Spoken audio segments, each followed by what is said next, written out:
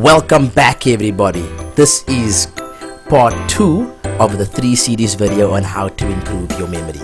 Now, the last time we watched this, I shared the linking method with you, and I've had a couple of success stories and it's wonderful and all, but I've also had some people coming to me going, hey, listen, I've got a problem with regards to this and that, and I would like to take this opportunity right now to kind of remedy that and show you that there are ways around this. So if you haven't experienced any of, I suppose, the difficulties that others have, I'm going to share some of the concerns with you. So one of the concerns with the linking method where it doesn't hold strong is that people have been telling me that when you're trying to remember a list of something, and let's go with the example of last time. Let's say the list is 20 words, right? And you're trying to recall all 20. If you get stuck along the way, or regardless of how well you plan a linking method, let's say you're having a bad day and you just can't remember like the 13th word, you'll find that by hitting that dead end, you kind of can't move forward because the rest of the story relies on, what happens after that. It becomes a blur.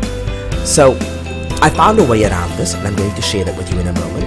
Also, the other thing I've noticed people complain about the linking method is, let's say you have, like I said, I'm working with 20 words. Let's say you have the 20 words you're trying to remember, and someone comes to you and they say, hey, on the list of 20 words, what's number 13 or number 17, for that matter?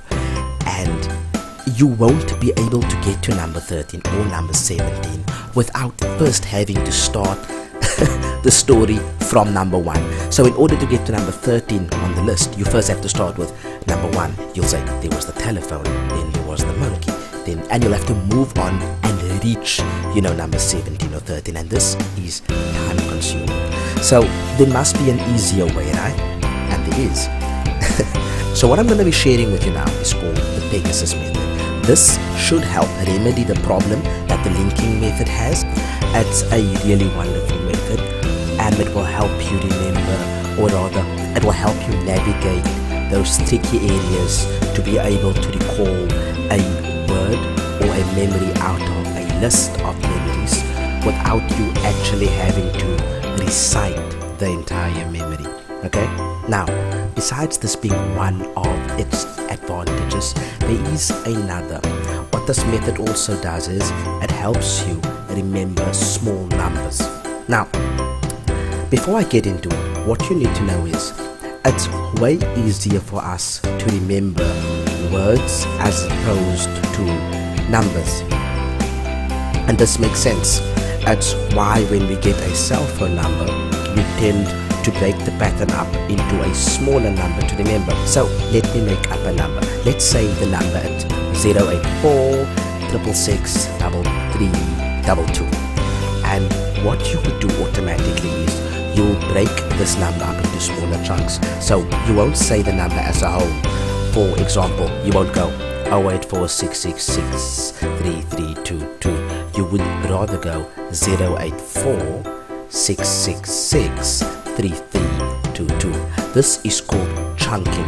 Your brain tends to make the numbers, or to break the numbers up into little chunks so that it's easier to remember. And this works wonderful for numbers. But what works even better is when we convert these numbers into letters, because once we convert them into letters or words, the process becomes even easier to remember. So to jump straight into it, because I've been told my last videos were too long, I'm going to try and make this as short as possible.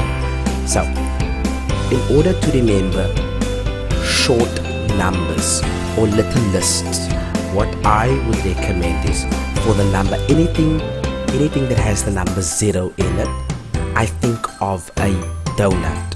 A donut is round, it resembles the 0. So if I can pair the donut image with, let's say, something I'm trying to remember out of a list of things, then all I need to do is remember the donut for 0, and I'll remember the item associated with it. For number 1, I have an aisle, because an aisle is long, It's from, I suppose, from an aerial view, it looks like the number 1. Number 2 rhymes with the word shoe. Number 3 rhymes with tree. Number 4 rhymes with door. Number 5 rhymes with hive. Number 6 with sticks. 7 with heaven. 8 with gate. And 9 with, well, it doesn't rhyme, but I chose to remember 9 as goo. I chose this because of the way 9 is written. It's kinda like the letter G, and it's also the technique I got from the book I read. Now, this works wonderful for remembering short numbers. Let's say someone gives you the number 7531. Instead of remembering the number, I would rather go heaven, hive, tree, aisle. So these are pictures my mind can process, and because of them, all that I have to do is apply the linking method to these pictures, and whenever I recall the linking method, I automatically recall the numbers, because all I have to go is, so there was heaven, and in heaven there was this huge gate that was paint blue, and when I open the door, the first thing I see is a huge beehive and a bee is standing with a smile on his face, inviting me inside. And as soon as I enter, instead of finding all these worker bees flying around, I find that it's as if I walk into a forest, and everywhere I'm looking I just see trees. So I'm going through this forest, and all of a sudden I realize I'm not going through a forest, I'm walking through an aisle, and when I look to the left and to the right, what looked like trees are photographs of trees. So when I look at these pictures, I suddenly remember 7531. Now, as you can see, of course these pictures are over the top, but if you remember the linking method, that's kind of the point. The more over the top, the more vivid, the stronger the memory that you are creating.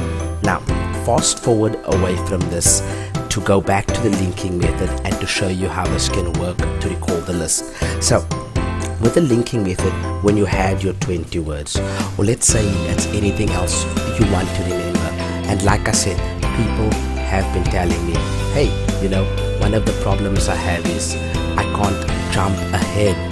When I need to recall something, I need to recite the entire list. So if you were to pair the items that you are trying to remember with, let's say, the items associated with a number like heaven, goo, gate, door, and so on, the next time someone asks you, hey, what's number 7 on the list, instead of jumping through the list, you could kind of go, okay, 7 was heaven.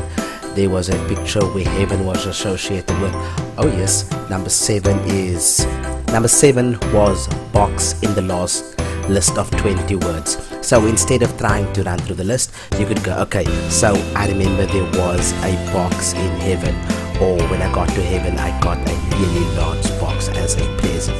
This way, when I ask you what's number 7, you'll automatically know, hey, it's box. And you can kind of do this with anything else that you are trying to remember. So there you have it. The Pegasus method works for 2 ways. 1, remembering small numbers for lists and so on, and also you can associate them with the linking method, which will allow you to shift through the linking method much quicker and easier. So try and use this with the linking method. It's good to play around with these things and kind of find your own flavor. There you go. I won't keep this video longer than what it has to be. That is the Pegasus method. I hope that helps, and stay tuned for the next video that will come out shortly, which will wrap up all the memory things into one big ball. Thanks for watching, guys, and remember to click that subscribe button. Also remember to leave a like and a comment and pass this along. I really hope it helps. Thank you for watching. Boom.